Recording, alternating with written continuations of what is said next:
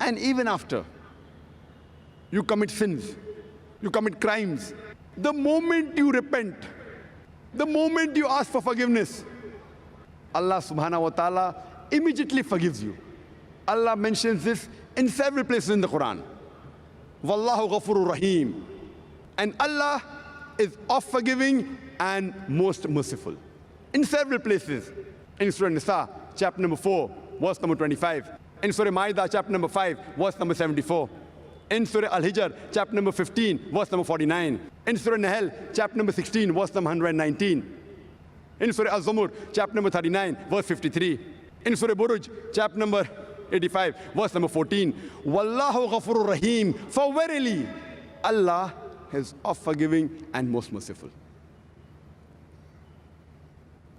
Even though you don't obey Him, even though you disobey Him, you don't follow His advice, the moment you repent, the moment you ask for forgiveness, Allah forgives you and He's happy.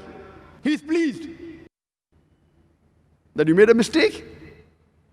These human beings are my creation, I forgive them.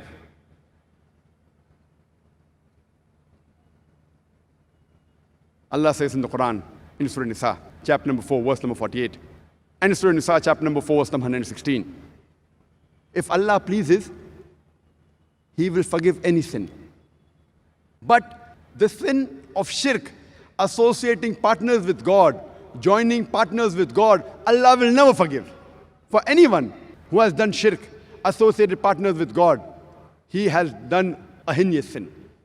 So Allah subhanahu wa ta'ala will forgive any sin if He pleases. But the sin of shirk, if you die as a mushrik, if you die associating partners with God, and before your death, if you do not repent, if you do not ask for forgiveness, Allah will never forgive you. So one greatest sin from which all humankind should abstain from, number one, is shirk. Associating partners with Allah subhanahu wa ta'ala. Joining God with Almighty God.